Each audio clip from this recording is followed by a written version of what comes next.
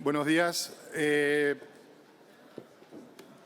Soy Gregorio Sarabia, delegado de Derechos Humanos y para la Convención del CERMI estatal. Quería comenzar dando un saludo a todas las personas que nos están siguiendo de forma remota, a todas las personas que nos acompañan también de forma presencial. Y quiero también dar un saludo especial a mis compañeros de mesa y agradecer también la colaboración de LIBER y de Plena Inclusión, que han hecho posible también que podamos contar con estas personas para intervenir en esta primera mesa redonda que lleva por título, que implica la ley para nosotros, que implica la ley para las personas con discapacidad. Voy a presentar en primer lugar a Daniel Gil López y voy a contarles algo sobre quién es Daniel. Daniel Gil López está sentado a mi izquierda, tiene discapacidad intelectual, hipoacusia en el oído izquierdo y problemas de espalda. Tiene 43 años, ha estudiado hasta segundo de BUP y ha realizado varios cursos para lo que ha sido su inclusión laboral, cursos de comercio, de carpintería, de domótica. Se ha presentado a las oposiciones para ordenanza de la Administración General del Estado. No sabe aún si podrá conseguir su plaza.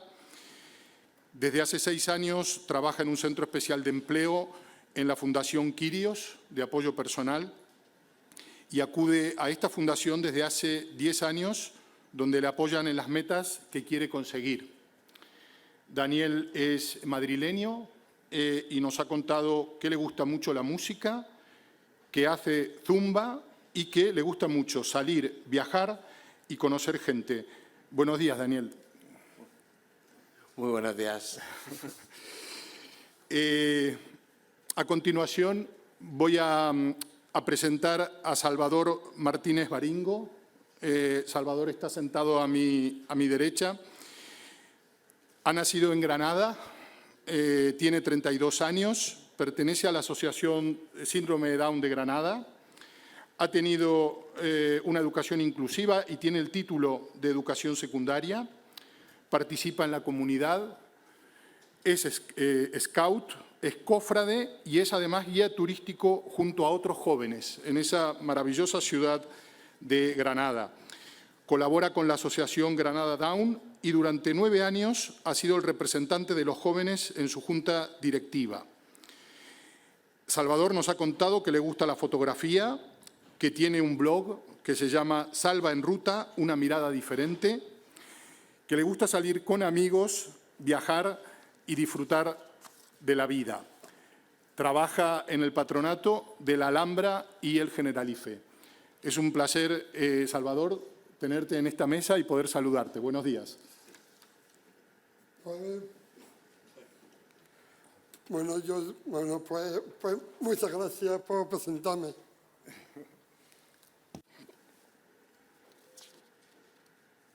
Quiero presentarles también a María Pino López, que recibe el apoyo de la Fundación Castellano Manchega Futucam, que ha sido portavoz y lideresa de la Asociación LIBER hasta el año 2022 y es experta desde la experiencia.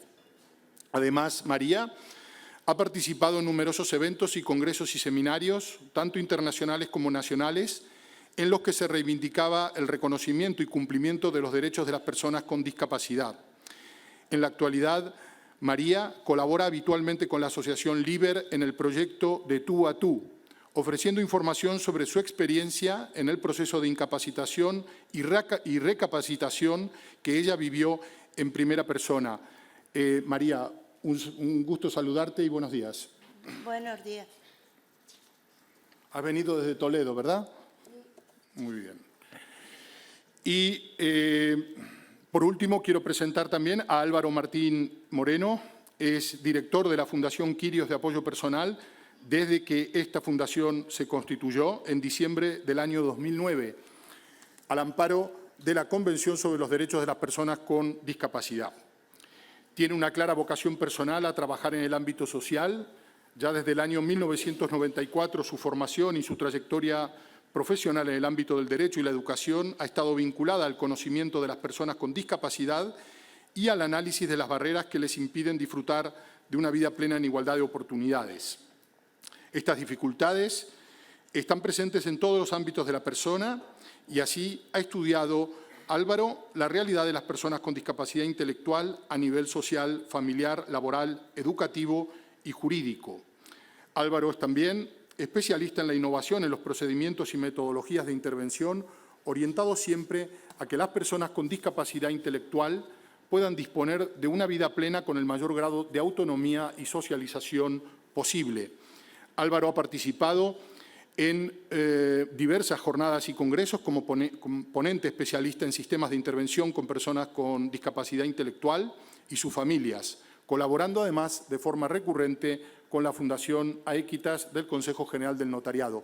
Buenos días, Álvaro. Buenos días, muchas gracias, Gregorio. Un placer.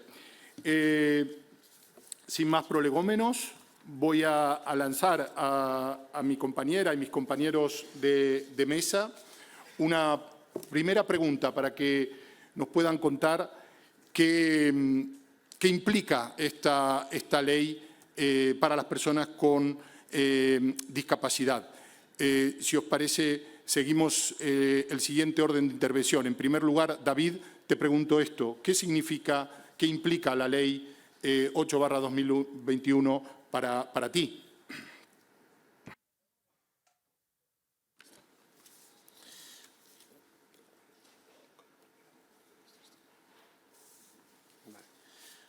Con esta ley ponemos en práctica en España el artículo 12 de la Convención de Derechos de las Personas con Discapacidad. Es un avance muy importante para nosotros, las personas con discapacidad intelectual, porque se trata de un paso más para reconocer que tenemos capacidad para poder ejercer nuestros derechos y ofrecernos la posibilidad de elegir nuestros apoyos para así desarrollarnos como el resto de las personas. En mi caso tengo una curatela, pude decidir qué persona quise que fuera mi curadora, mi hermana Esther. Con ella tengo una relación muy buena, pero sin que ella me dé luz verde, yo no puedo manejar ni realizar gastos de más de 500 euros. Como por ejemplo el viaje a la Bretaña francesa que realicé este verano. Yo quería hacer ese viaje, lo tenía claro, pero tuve que informar a mi hermana previamente para pedirle permiso, porque el viaje costaba más de 500 euros. Mi hermana, después de valorarlo, me dio el permiso y al final pude realizar ese viaje. Con esta ley se tienen en cuenta mi voluntad, mis deseos y mis preferencias como persona con discapacidad. Esto es ley y no queda a criterio de mi curadora. Además de las medidas judiciales, se proponen como más importantes las medidas de apoyo voluntarias, donde puedo decidir en qué necesito ayuda, qué apoyo quiero y qué persona elijo para que me dé ese apoyo. Gracias a todo el trabajo que he realizado en la Fundación, tanto en el plano económico, aprender a controlar mis gastos, como en el plano laboral, trabajar mis habilidades sociales y aceptar las correcciones en el plano personal, conocerme y aceptarme a mí mismo y mi discapacidad, etc. He podido identificar y aceptar donde necesito ayuda. Esta ley me permite revisar mi sentencia y modificarla por una medida voluntaria de apoyo, donde se tengan en cuenta mi voluntad, deseos y preferencias, algo que antes la ley no me permitía, pues el tener en cuenta mis opiniones y deseos quedaba en manos de mi entorno, sobre todo de mi hermana, que es mi curadora. Es decir, es un avance en reconocerme como persona con derechos a tomar decisiones. El tener discapacidad intelectual no significa que no pueda decidir ni saber qué quiero, solo significa que en determinados aspectos necesito apoyo. También significa que es necesario que me adapten las cosas para poder entenderlas. Facilitar esto me ayuda a tener la vida que quiero y con los apoyos que decido, y así ser más autónomo e independiente en todos los sentidos. Muchas gracias por escucharme.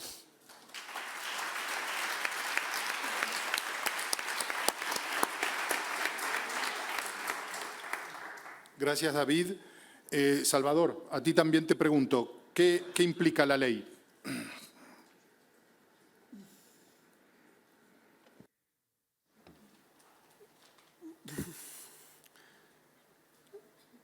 ¿Me lo puede repetir, por favor? ¿Qué implica la ley para nosotros como personas con discapacidad? Bueno, sería respeto a la dignidad de la persona con discapacidad, por protección de sus derechos fundamentales, respeto a la libre voluntad de las personas con síndrome de Down. La persona con discapacidad. Bueno, y conocimiento de apoyo para el ejercicio de su capacidad jurídica. Muchas gracias, Salvador. María, te lanzo la misma pregunta también. ¿Qué implica la ley para las personas con discapacidad, esta ley 8/2021? Porque ya no tenemos que ir tanto a nuestras fundaciones a pedir ayuda, que lo podemos hacer por nosotros mismos. Y a mí me supone mucha alegría de no tener que ir siempre a pedir permiso, sino hacerlo por mí misma. Lo único que no puedo hacer es ir a sacar dinero, porque eso cuando fui al juicio le dije al juez que quedara igual, que mi firma ahí en lo del dinero que no valiera. Entonces es lo único que necesito ayuda para el dinero, porque las tomas de decisiones las puedo tomar yo. Muchas gracias, María. Álvaro, ¿qué implica la ley para las personas con discapacidad, la ley 8/2021? Bueno, buenos días. Lo primero que quiero es agradecer, si me permite, Gregorio, al Senado la cesión de este magnífico espacio, que es una barbaridad para que nos podamos expresar aquí, tanto las personas con discapacidad como las entidades que las apoyamos. También quiero agradecer, como no puede ser de otra manera, al CERMI, a la Fundación 11 y a la Fundación Aequitas que nos hayan propuesto participar en esta mesa redonda. Son muchos años trabajando codo con codo y para nuestra fundación es un honor y un orgullo poder representar a las entidades del tercer sector que trabajamos con personas con discapacidad. Respecto a la temática de la mesa, ¿qué implica la ley para nosotros? Responder a esta pregunta tras escucharles resulta francamente difícil. Creo que con lo que han dicho está todo dicho. Aún así, voy a intentar hacer un breve resumen de lo que creo que es esencial para con esta ley tan importante.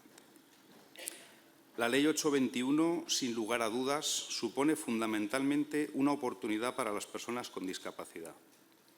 Una oportunidad que pone de manifiesto el reconocimiento de los derechos que tienen las personas con discapacidad como personas iguales, que acaba con el criterio proteccionista preventivo de la legislación anterior y que se alinea con la Convención de Naciones Unidas de Nueva York. Por fin, la legislación española está en sintonía con el artículo 12 de la Convención y con otros muchos, el 13, el 19, tras tantos años de lucha. Supone, además, un cambio profundo que va más allá de la terminología que se ha de utilizar. No se trata de si existe o no la prórroga o rehabilitación de la patria potestad, si desaparece o no el término tutela. El cambio más importante, a nuestro entender, es que se garantiza por ley, en todo caso, la atención a la voluntad, deseos y preferencias de las personas con discapacidad, como dice expresamente el nuevo artículo 249 del Código Civil, respetando la dignidad de la persona y sus derechos fundamentales. Las medidas de apoyo deben ser ajustadas, proporcionadas y, en el caso de las medidas voluntarias en las que queremos enfocarnos, deben considerarse siempre como la primera opción. La ley ya no se centra desde un punto de vista ajeno en los líos en los que se pueden meter o en las cosas que no pueden o no van a poder hacer en el futuro, sino que tiene en cuenta las capacidades, las necesidades reales y fomenta que las personas con discapacidad se desarrollen plenamente con los apoyos estrictamente necesarios, ni más ni menos. Si el cambio de paradigma es fundamental, no lo es menos la posibilidad de elevar a público, mediante escritura otorgada ante notario, estas medidas voluntarias de apoyo. La escritura, junto con su inscripción en el registro civil, tal y como se recoge en el artículo 255 del Código Civil, dota a las medidas voluntarias de apoyo de la fuerza jurídica frente a terceras personas de esa personal concreción de la voluntad, deseos y preferencias que son los planes personales de apoyo. La expresión de la voluntad en las propias medidas de apoyo incluye necesariamente la determinación de los apoyos, esto es, qué personas o recursos quieren las personas con discapacidad que les presten apoyo y, en sentido contrario, quiénes no.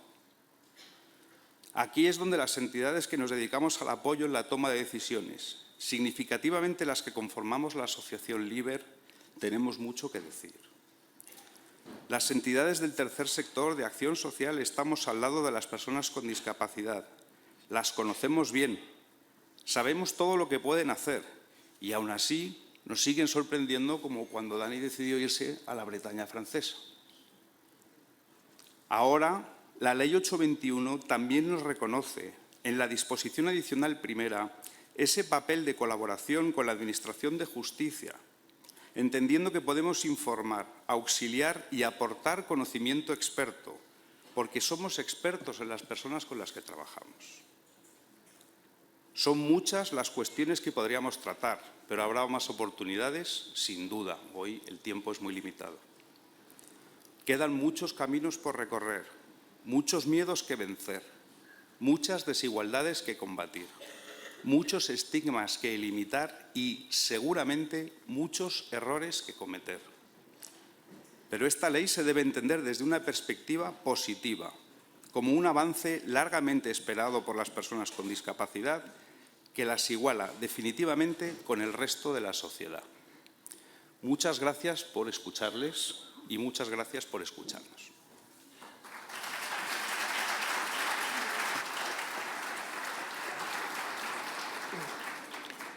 Gracias, Álvaro.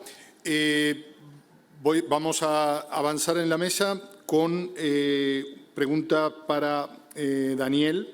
Daniel, ¿vas a revisar tu sentencia? ¿Qué nos podrías contar acerca del proceso? Sí, voy a revisarla. Bueno, mi profesional de referencia vino a casa y entonces visitó a mi madre, a mi hermana y comentamos cómo yo podía, pues eso, cómo me movía por mi barrio, cómo vivía prácticamente, pues cómo era mi día a día. Y entonces siempre se han contado, tanto la Fundación como mi familia, siempre han contado con mi voluntad, con mis deseos, con mis preferencias. Propuse a la Fundación que fuera coordinadora en ese aspecto para cubrir mis necesidades. Muy bien. Y te hago una segunda pregunta, Daniel. ¿En qué piensas que vas a necesitar apoyos? Pues, por ejemplo, en el ámbito económico, porque, bueno, yo necesito ayuda para esto. Tomar decisiones cuando quiero gastarme más de 500 euros. Entonces, ahí es cuando yo hablo con mi hermana. Entonces, según los gastos que yo tengo, mi hermana era la que me dice si me lo puedo hacer ese gasto o no. ¿Vale? Incluso también para gestionar mi patrimonio, realizar gestiones administrativas, ¿vale? Como los testamentos, en fin, cosas legales. Y te pregunto, ¿no? En la misma línea de lo que nos comentabas, nos has hablado de tu hermana, quiero preguntarte también, ¿cómo te apoya la Fundación? Y también si recibes el apoyo de algún otro miembro de tu familia. Bueno, me apoyan en teniendo pues, mi deseo, mis voluntades y preferencias, y tengo a mi familia y tengo una profesional de apoyo que es la que está llevando todas las gestiones según lo que yo vaya decidiendo que quiero yo hacer en mi vida. Muy bien. Y Daniel, te hago también una pregunta más, si me permites.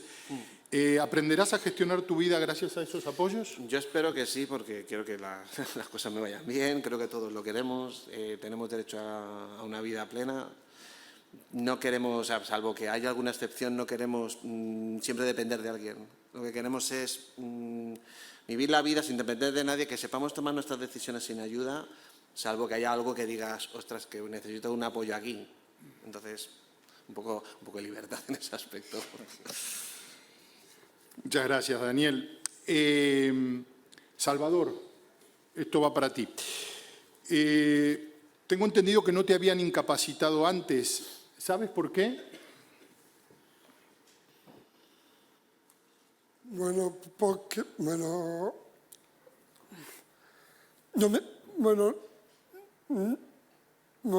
lo primero que esto a mí me lo ha explicado mis padres y también que me ha explicado también estos cuatro que me abogado.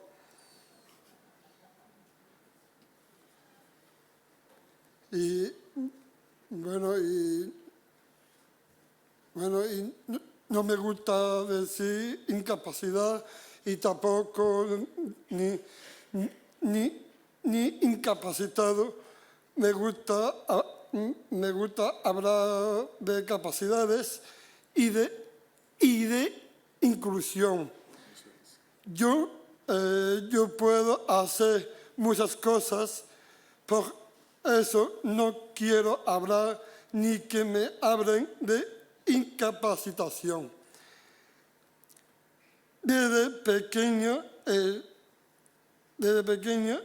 sabido que tenía síndrome de Down. Pronto empecé con la atención temprana y la logopedia en mi asociación Ganadán con mi familia. Durante mi vida he tenido muchas barreras. Por ejemplo, en la guardería me costaba hablar, leer y escribir. En la etapa, las barreras eran los libros de texto. Había que adaptar los textos con esquemas y resúmenes. Con los apoyos que he tenido durante mi vida, he conseguido muchos logros, como acabar mis estudios de secundaria, estar en un grupo Scout, pertenecer a una cofradía donde tengo muchos amigos y amigas, tener un trabajo, estar en una vivienda compartida. Durante 9 años, ser el representante de las personas con síndrome de Down en la junta directiva de mi asociación.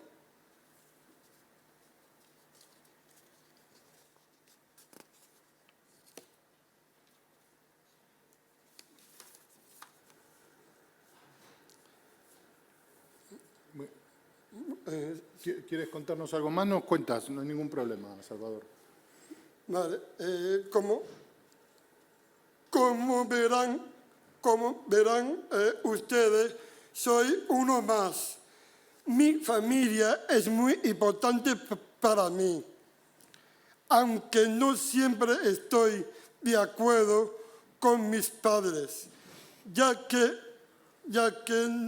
me gusta dar mi opinión, defender mi opinión y tomar mis propias decisiones. Con esfuerzo he conseguido la confianza de mis padres y de la gente que me rodea. Conozco mis derechos y mis deberes. Ante las dificultades, yo solo no puedo. Yo reconozco que tengo que pedir ayuda a mis padres, a mi hermana Estrella. Así me siento más seguro.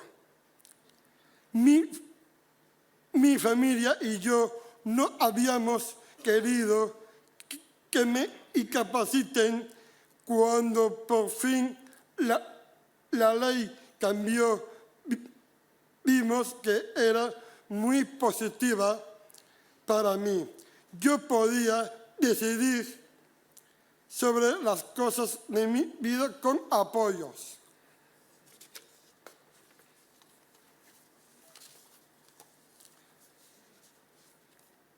He querido que los apoyos que necesito y las personas que me los van a dar queden firmados en una escritura, y por eso fui con mi abogado al notario. Me gusta mucho esta ley porque me ha dado confianza, seguridad, autoestima. Las personas con síndrome de Down podemos participar con los demás de nuestra ciudad y disfrutar de nuestra vida. Me gusta mi vida. Tengo una vida llena y aunque hay dificultades, me gusta ser una persona con síndrome de Down.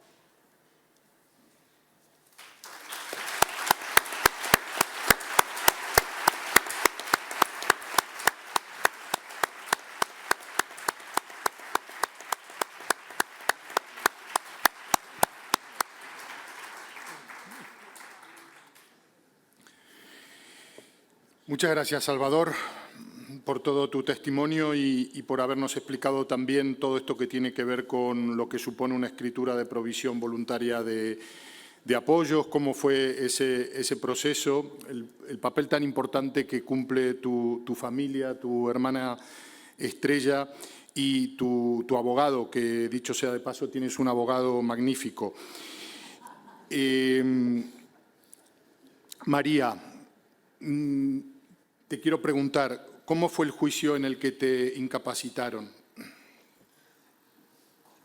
Pues a mí no me dijeron nada mis hermanas y nos presentamos allí y a mí el juez no me preguntó nada. Solamente preguntaba a mis hermanas. Yo era como un muñeco, que no me hacían caso. Yo me acuerdo que levantaba la mano para preguntar cosas al juez y no me hizo caso. Yo me acuerdo que salí de allí llorando porque me sentí inútil y luego todos los derechos que me quitaba, el derecho a votar, el derecho a tomar decisiones, y lo vi injusto porque en el segundo juicio yo sí pude hablar y además fue el mismo juez el que me incapacitó y estuvo hablando conmigo, lo que yo no entiendo, porque en el primer juicio él no habló conmigo y en el segundo sí. Eso es lo que no llego a comprender. Con el segundo juicio, María, ¿te refieres a cómo recobraste la capacidad jurídica? Sí, tengo una curatela. Bien. ¿Y qué apoyos conseguiste, María? Apoyos en el tema económico, en el tema sanitario y en lo de herencias. Muchas gracias, María. ¿Te gustaría contarnos algo más? No. Vale.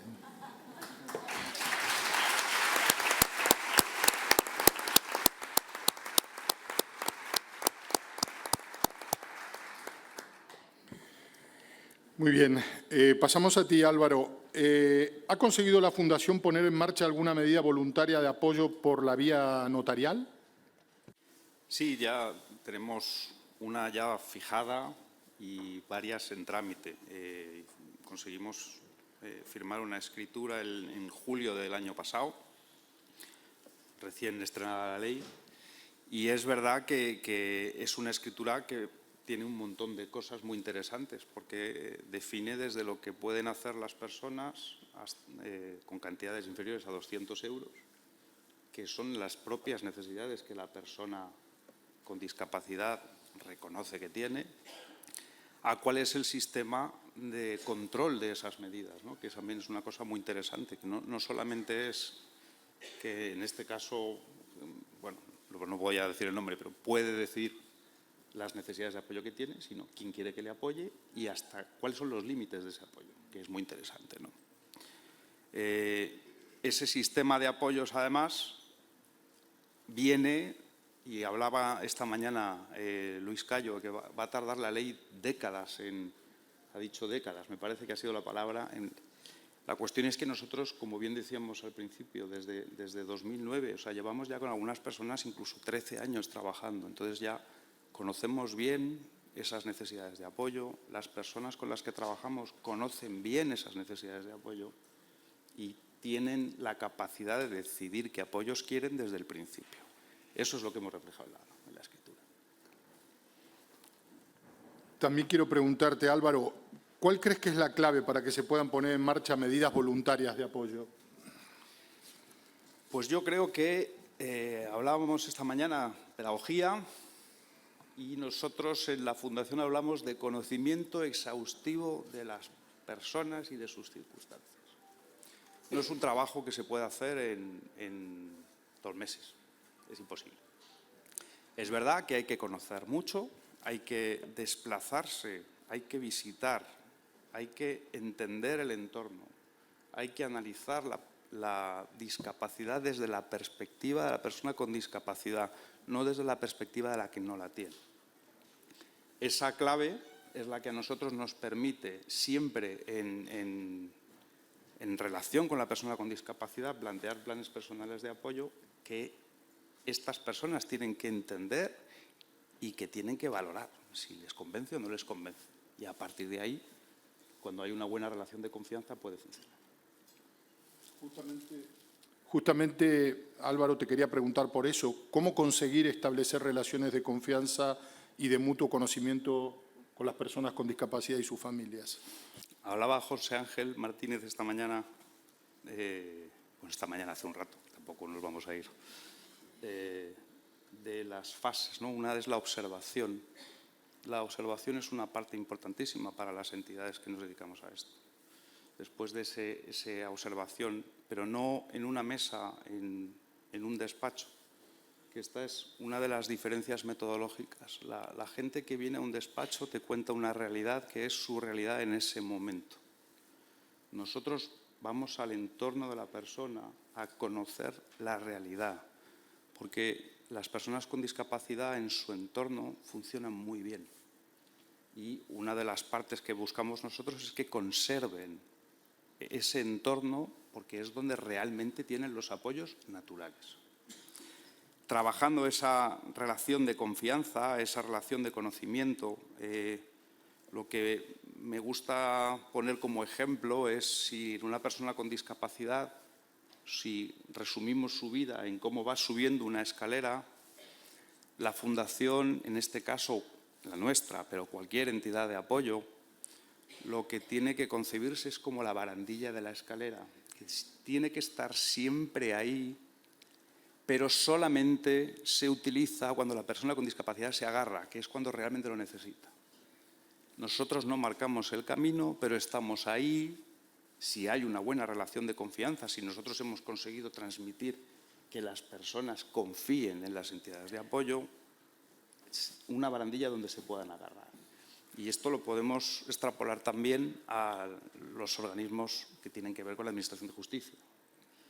Ahora, desde lo que contaba antes en la presentación, la disposición adicional primera, ¿no? Si los propios juzgados entienden que las entidades de apoyo conocemos muy bien a las personas y que podemos dar información muy real y muy buena, y que somos también un soporte no solamente de las personas con discapacidad, sino de la totalidad de la Administración de Justicia, creo que eso se puede avanzar muy bien.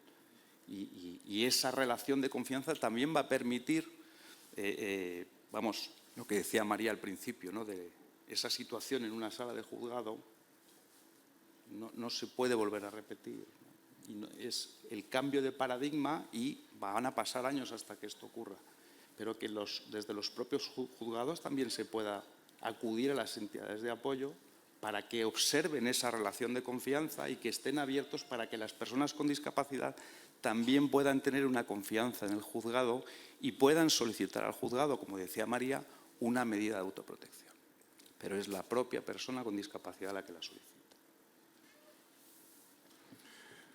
Muchas gracias, Álvaro, por tus respuestas, por tus precisiones, por tu conocimiento y sobre todo por la labor que estáis prestando, que sin dudas es imprescindible. Vamos a abrir un turno de palabras, de preguntas, de comentarios, en primer lugar al público presente y luego daremos paso por si hubiese alguna pregunta o comentario de la gente que nos está siguiendo en remoto.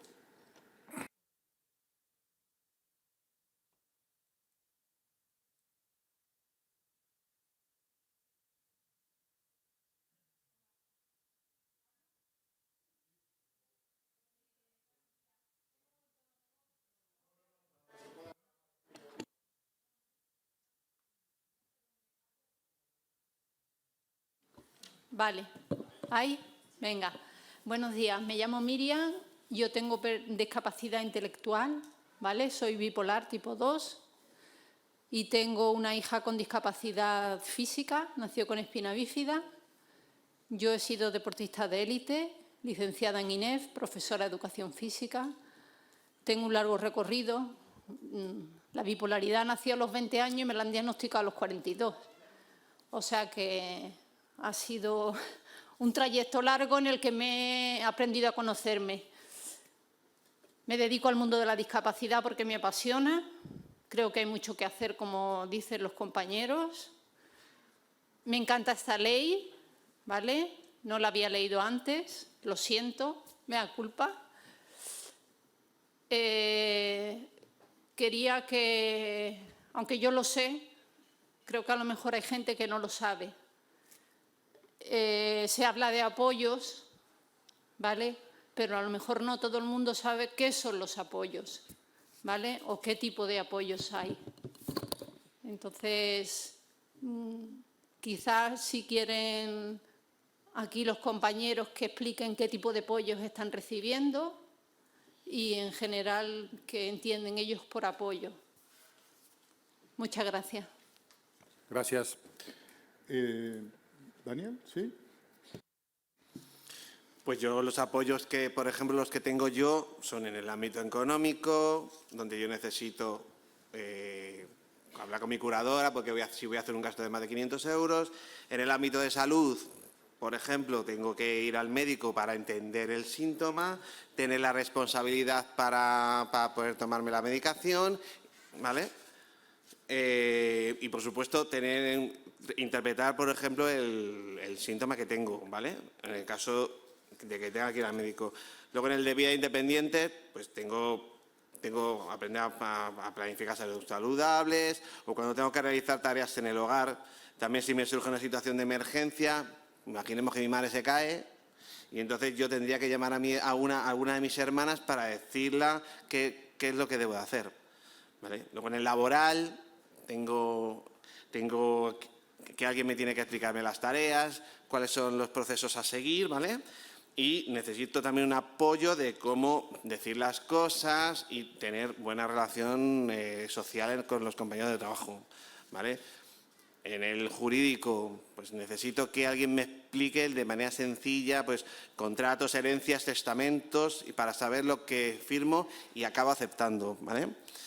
Luego, en el ámbito social, pues que me apoyen con la solución de conflictos con otras personas y también saber mantener mis amistades. Gracias. Yo también los tengo, ¿eh?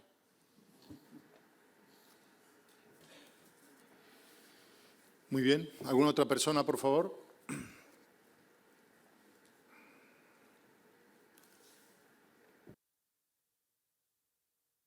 Sí, adelante.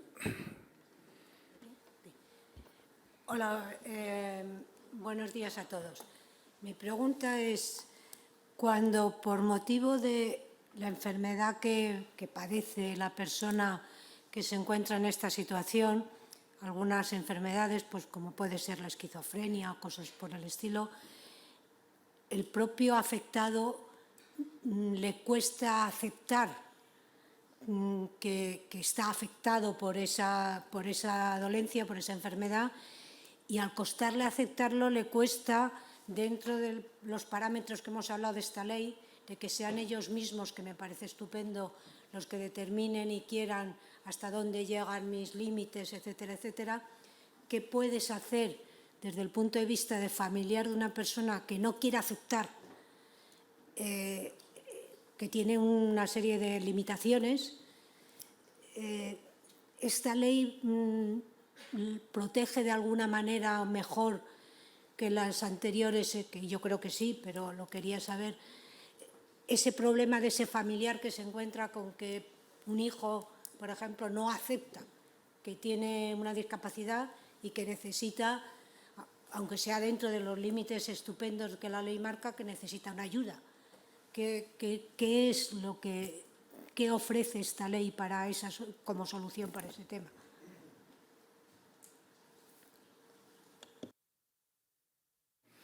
Buenos días, gracias por la pregunta. Soluciones mágicas no hay, y esto creo que está en el común de todas las personas que estamos aquí.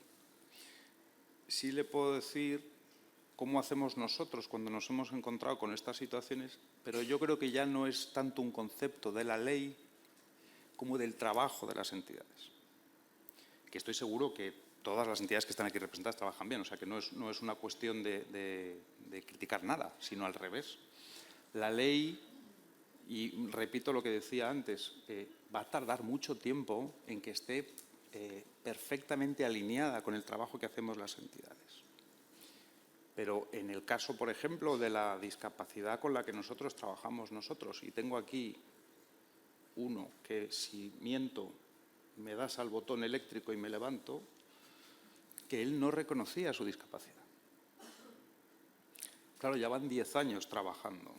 Cuando yo conocí a Daniel, acababa de fallecer su padre, está su hermana por aquí, y la situación no era nada fácil. Él ahora está aquí sentado contando su experiencia, es consciente de la discapacidad que tiene y de cuáles son sus necesidades de apoyo. Pero la fórmula mágica, sin ser mágica, lo que hay que hacer es trabajar desde el entorno familiar, desde el entorno natural y desde las entidades del tercer sector, que para eso estamos. Nuestro papel vocacional es el trabajo. ¿Eso va a resolver todos los problemas? No. ¿La ley va a resolver todos los problemas? Pues seguramente tampoco. Pero lo que sí que pone de manifiesto la ley es que ahora prima la voluntad y que si se consigue con trabajo que esa persona entienda sus necesidades de apoyo y voluntariamente ponga cuáles son los apoyos que necesita, funciona bien. Yo pongo un ejemplo y si me da tiempo, ¿no? Sí, sí. Y además ahora creo que está relativamente de moda porque acaba de salir una ley o va a salir una ley de control del juego. Y ha habido un caso de un cupón que no se ha podido cobrar. Esto ha sido ahora muy noticiable. La razón es porque hay un registro que impone prohibiciones a gente que tiene ludopatía. Esto existe. Y es la propia persona que tiene problemas con el juego la que decide voluntariamente apuntarse en ese registro porque sabe que no puede controlar eso, sabe cuál es su necesidad de apoyo y busca en la prohibición del registro ese apoyo. Se puede hacer, pero tampoco pierda el ánimo. O sea, hay que decir, es tiempo, pero hay mucha gente que está dispuesta a echar una mano en ese trabajo del día a día.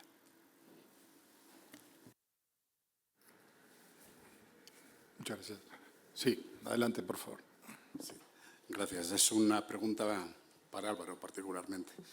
Vivimos en una sociedad cuyos principios morales están vinculados al desarrollo de actividades productivas, es decir, al acceso al trabajo, fundamentalmente.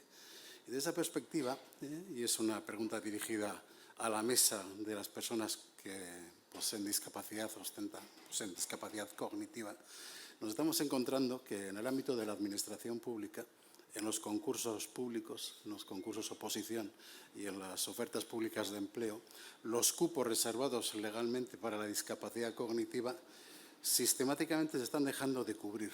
Pero no solo eso, sino que acrecen los cupos del resto de la discapacidad y si ni por ese procedimiento se pueden cubrir el cupo reservado para la discapacidad, ya desde la ley del año 2022, en relación al acceso a la función pública, nos encontramos con que acrecen el turno ordinario. Yo no sé hasta qué punto si os habéis topado con este problema en vuestra fundación, y si habéis pensado en algún tipo de estrategia, en algún tipo de invocación a las administraciones públicas, sencillamente para que reconozcan la ley, los requerimientos legales en esta materia. Los cupos de la discapacidad cognitiva son cupos de derecho imperativo, de derecho necesario, no son disponibles para la administración. Los de la discapacidad en general también. El acrecimiento al turno libre es una vulneración de estos principios y de estas normas jurídicas que afectan de forma no disponible, sino imperativa a la Administración. Esa perspectiva lo planteo con un doble planteamiento, un cierto planteamiento de denuncia y un cierto planteamiento también de búsqueda de soluciones. Por alusiones. Esto se dice aquí en este entorno, ¿no? Por alusiones. Es como todo. Yo no voy a ponerme aquí a criticar al sector público porque no es mi papel ni el momento. Si no, ahora Daniel nos puede contar sus propias dificultades porque él ha participado en, no sé si son tres procesos de oposición. Sí. 3 oposiciones distintas. ¿Aprobando 2 o los 3? No recuerdo ahora bien. Cuéntalo. Los exámenes los aprobé, pero los méritos me echaron atrás. La primera vez resultaba que necesitábamos 33 puntos de méritos y yo aprobé el examen al máximo. Entonces, por culpa de esos méritos no pude conseguir la plaza. La siguiente vez fue porque saqué menos nota, pero ya los méritos te pedían 3 puntos, ¿vale? Y luego en esta ya estoy esperando simplemente a ver qué va a pasar. Aunque yo he sacado en esta al máximo, así que... Bien, esto es una dificultad. Otra dificultad que nos hemos encontrado es que cómo se informa a las personas con discapacidad intelectual para promocionar dentro de la propia Administración tampoco está adaptado. Entonces, hay veces que es que pasa desapercibido y resulta que personas que están ejerciendo el puesto más bajo, porque también, ojo a los puestos que salen a concurso, son los que son. Promocionar es muy complicado. Pero es que también nos hemos encontrado con gente que ha aprobado la oposición, que tiene su plaza, que está desarrollando su trabajo en la función pública y no está preparado el puesto de trabajo, ni las personas que están alrededor, ni el entorno, no conocen, no saben. Y en algunas ocasiones nos hemos intentado presentar como entidades que podríamos facilitar esa inmersión laboral y tampoco nos han dado la oportunidad. Entonces, en la parte positiva, las reservas de plaza es una cosa que está muy bien, que no se cumple. Pues me alegro que lo denuncies.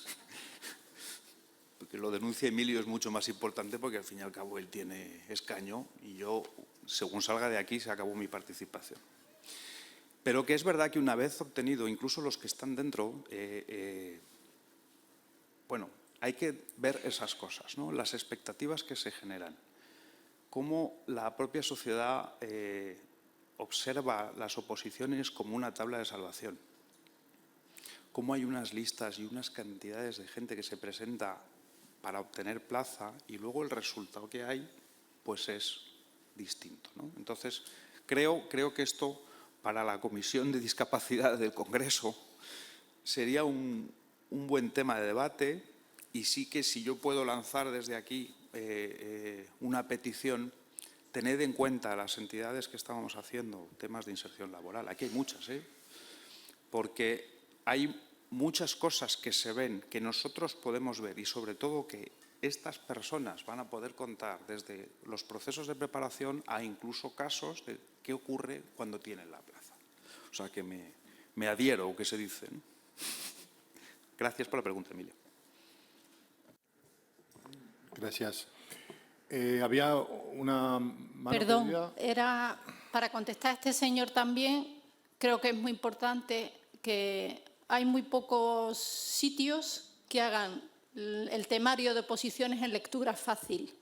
Entonces, si un temario de oposición no está en lectura fácil, señor, por mucha discapacidad intelectual muy alta que la tengamos, es que es imposible, ¿vale?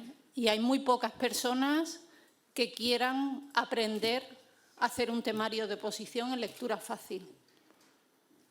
Era mi opinión, mi humilde opinión. Gracias. Allí, por favor.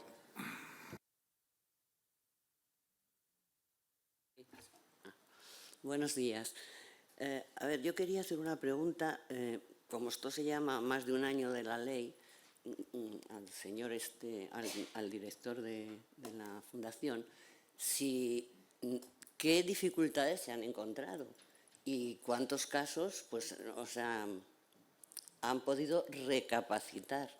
Porque yo he oído a jueces y esto que, bueno, que no está muy claro. Y luego, además, sobre esta ley, sobre su aplicación, hasta ahora, no sabemos qué efectividad ha tenido. Porque, claro, si estás en una fundación, pues normal, bien, pero hay gente que está tutelada por sus familiares y, bueno, pues ni se enteran o no les interesa, o por fundaciones públicas, yo sé de una, que tampoco les van a decir nada. Ahora cambian el nombre y ya no son tutelados. Quería saber eso, ¿qué dificultades hay y qué pasos han seguido ustedes? Por ejemplo, ir al juzgado, pero ¿cómo? Porque yo conozco gente que está intentando y no saben cómo. Muchas gracias. Muchas gracias por la pregunta. Pues le voy a dar una buena y una mala noticia. No, sí, me las sé casi todas. Voy a empezar por la mala, que en realidad es buena. La mala es que nosotros empezamos en el 9 y ya amparados en la Convención, lo que hemos hecho durante 13 años es evitar ir al juzgado. Desde el principio. Si es verdad que hay casos y en concreto nosotros tenemos una persona que está a cargo de la Fundación en lo que se refiere todavía hoy a la representación jurídica. Sí le puedo decir que sin necesidad de ir al juzgado nos hemos encontrado con dificultades y esto Torcuato lo puede corroborar con los bancos. O sea, la cuestión bancaria, y esto sí, ahora me vengo arriba porque estoy en el Senado, ustedes me abuchean, pero la situación de los bancos es crítica, porque ya no es que estén negando derechos a personas que están con una medida de apoyo judicial, sino que es que realmente hay gente que no se le facilitan operaciones porque tienen discapacidad, sin sentencias. Y esto es trágico. Respecto a la respuesta que hemos tenido de los juzgados, porque sí que hemos estado, porque sin asumir nosotros la representación sí que hemos participado en algunas personas que vienen a la Fundación y que hemos hecho esto. La mejor experiencia la tenemos aquí sentada, porque en el año 2015 fuimos con Daniel porque él entendió que necesitaba una medida de apoyo judicial al juzgado. Entonces no había la opción de la curatela representativa, pero sí se facilitó la curatela. Y la experiencia del juzgado fue buena, entre otras cosas porque esa sentencia para 2015 supuso un modelo que no exigía ni siquiera rendición de cuentas a la hermana, porque habíamos conseguido demostrar un montón de cosas. Si la pregunta es ¿qué dificultades hay ahora? En mi experiencia diaria no las he encontrado, pero porque no he ido. Quizá no soy el más indicado, pero sí que después hay mesas suficientes y luego subirá Torcuato porque sí que hay un montón de dificultades y un montón de situaciones complejas que resolver, pero que en mesas posteriores se van a tocar y no voy a anticipar yo casos que luego le van a comentar. Lo digo porque Torcuato es el abogado de la asociación LIBER y en LIBER representan a un montón de personas y ahí sí que se han encontrado con dificultades de aplicación. Entonces, disculpe que no la conteste directamente, pero es que no tengo ese caso. Yo se lo agradezco y me he olvidado decir que claro que la convención es desde el 2008. Sí, Y en la los fundación juzgados- desde 2009. Bueno, pero es que en los juzgados se supone, porque existía una ley que si se hubiera cumplido, pues era mala, pero tal, pero no la cumplían, ni se hacían inventarios, pero era obligatorio ya. Y desde 2008, o sea, ya hay sentencias que hablan de esa convención, pero pasaban Bueno, en los eso- juzgados. Bueno, por eso que muchas Sí, sí, sí. gracias, pero es que es así. o Está sea, que es que entendido y además... yo llevo trabajando con esto muchos Claro, años y lo he sufrido. Se ha pasado, vamos, yo le he visto sentencias de 2002 que eran, que todo el mundo decía de 2002, pero es que las hemos visto en 2012. Y yo, yo se lo digo en el 2011. Por eso yo le puedo decir, de experiencia personal sí, pero que es que creo Vale. que hay entidades mucho más cualificadas que gracias. nosotros para hablar de esto en Muchas mesas gracias, posteriores. muchas Gracias a gracias, usted. Sí, aquí primero y luego... Sí, yo era daros las gracias por estar hoy aquí, pero aprovechando la intervención que ha hecho la persona de ahí arriba, nosotras somos un recurso de Valencia y sí que durante este año y medio que se ha desarrollado la ley hemos participado de forma activa en el apoyo a las personas que atendemos. Nosotras nos dedicamos a acompañar a personas que padecen sufrimiento psíquico en primera persona. Y desde ahí, desde que se publicó la ley, nos hemos esforzado mucho en entenderla desde la parte social para hacerla accesible, ¿no? Porque al final, cuando salió la ley, hubieron muchísimas noticias, muchísimos periódicos, ¿no? Entonces las tutelas desaparecían y gente que llevaba 20 años tutelada, privada de su libertad, pensaba que al día siguiente ya la podía desarrollar. Entonces, después de acudir a diferentes formaciones con especialistas, sobre todo, porque al final nosotras no nos dedicamos al apartado jurídico ni lo nuestro, nos dedicamos a apoyar a personas y a que tengan sus derechos los más accesibles y sobre todo los más identificados. Entonces, puedo compartir mi experiencia durante este año que hemos ido muchas veces a juzgados y de los 9 casos que tenemos ya hemos recuperado, bueno, no hemos recuperado porque no he sido yo, pero de las 9 personas que se presentaron de forma voluntaria en juzgados a pedir a Fiscalía que revisaran sus expedientes judiciales, a día de hoy ya tenemos 3 sentencias confirmadas. ¿Vale? Entonces yo puedo hablar de lo que hemos hecho en este tiempo, que ha sido de una forma muy humana, apoyarnos en profesionales que se dedican a esto para que nos permitieran entenderlo y, como bien ha hecho antes la otra persona, hacerlo accesible, ¿no? Pues nos encanta hablar de derechos, pero los derechos van ligados a responsabilidades. Entonces, yo creo que la parte pedagógica y de responsabilidad del tercer sector que trabajamos día a día con ellos somos ciudadanas de derechos, pero también de responsabilidades, y esto te permite vivir en armonía con tus intereses, pero también con unos compromisos. Entonces, en este proceso, tanto desde el enfoque psicosocial, hemos hecho un trabajo en red valorado tanto por la parte de psiquiatría, psicología, el área funcional del día a día y la parte social, que es la que a mí me compete, y hemos acompañado en este proceso. La media en Valencia han sido 10 meses de resolución desde que se presenta la documentación hasta que pues pasan por valoración forense, se reúnen con el juez o la jueza que tengan asignado su expediente y luego se determina. Las resoluciones más sencillas, que parecían más sencillas por la sobrecarga de burocracia y los tiempos que también requiere la justicia, han sido de 12 meses y a día de hoy tenemos algunos que todavía no se han resuelto. Mi experiencia lo único que me dice es que en esto lo único que puedes apoyar es como cuando una amiga ha hecho una denuncia, que es en todas las inquietudes ofrecer espacios para las veces que sean necesarias coger la ley y desglosarla, porque bueno, hay una parte que, como casi todos sabréis, es la parte voluntaria de la revisión de esas medidas de apoyo. Cuando el interés que determina la justicia no es el que comparte la persona, ahí entonces es cuando ya tendríamos que ir a contencioso. Obviamente eso no lo vamos a hacer nosotros como entidad, sino tendría que ser un departamento jurídico.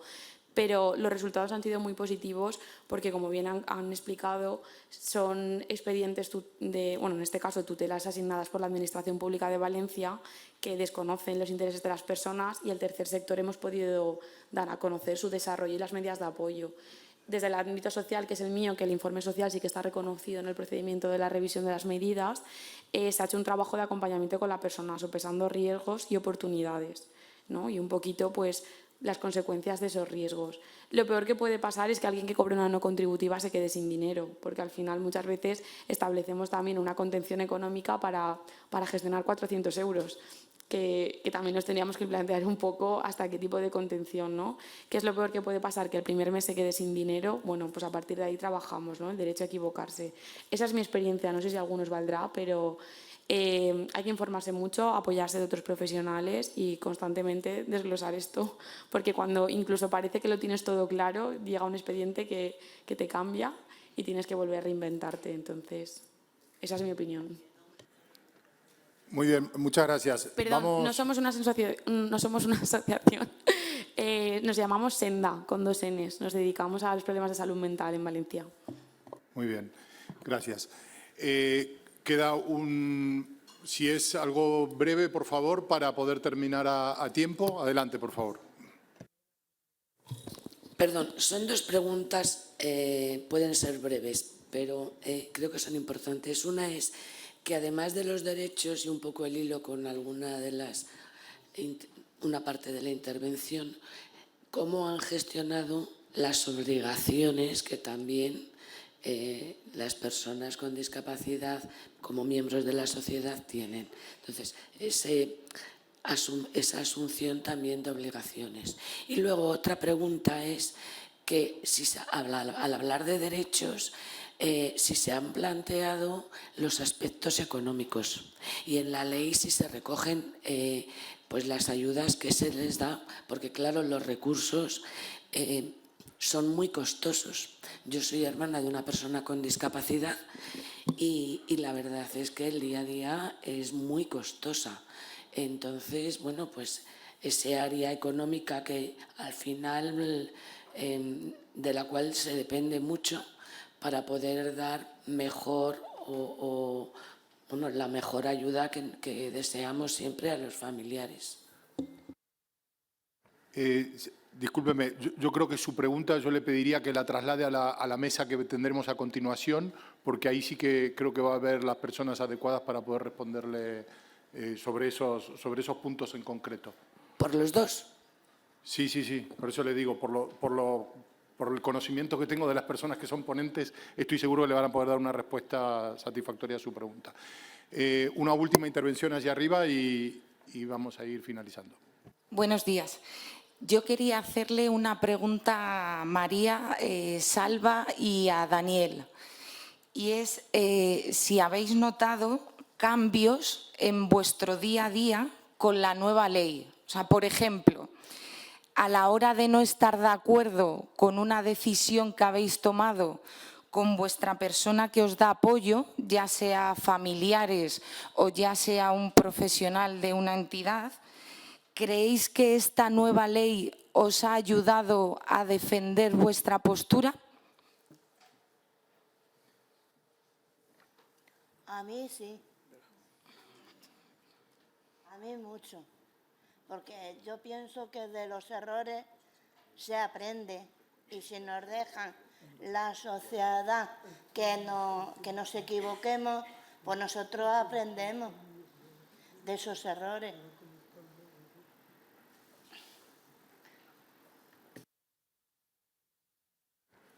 Se va a contar Salvador y terminas tú.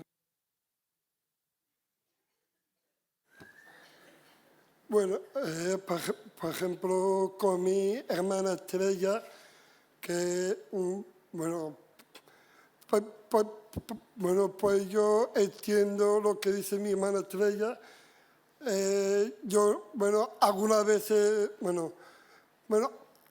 Algunas veces discutimos muy poco, pero lo que más discuto mucho es con mi madre María Luisa y sobre todo con mi padre Salvador, porque algunas cosas, pues algunas cosas, bueno, por ejemplo, cuando mi padre o mi madre me dice algo, pues, bueno, por ejemplo, mi padre y mi madre cuando me dice algo, por ejemplo, a mí me dice algo lo que a mí me molesta, yo ahí puedo defender mi opinión y así puedo defender mi opinión y después yo lo digo con más tranquilidad. Bueno, en mi caso yo veo que este cambio es muy importante, o sea, se nota el cambio. O sea, es que ves claramente que puedes hacer lo que quieres, que si tienes alguna dificultad y sabes arreglarlo por ti mismo lo puedes hacer, a no ser que sea algo difícil y necesites un apoyo. O sea, es algo que realmente nos da libertad para poder defender nuestros derechos, poder tener nuestras obligaciones y poder tener una vida plena. O sea, es que eso se nota claramente. Muy bien. Daniel, Salvador, María, Álvaro, muchísimas gracias por vuestra participación en estas jornadas y en concreto en esta mesa redonda. Muchísimas gracias también por las aportaciones, por las preguntas, por los comentarios que han hecho el público presente.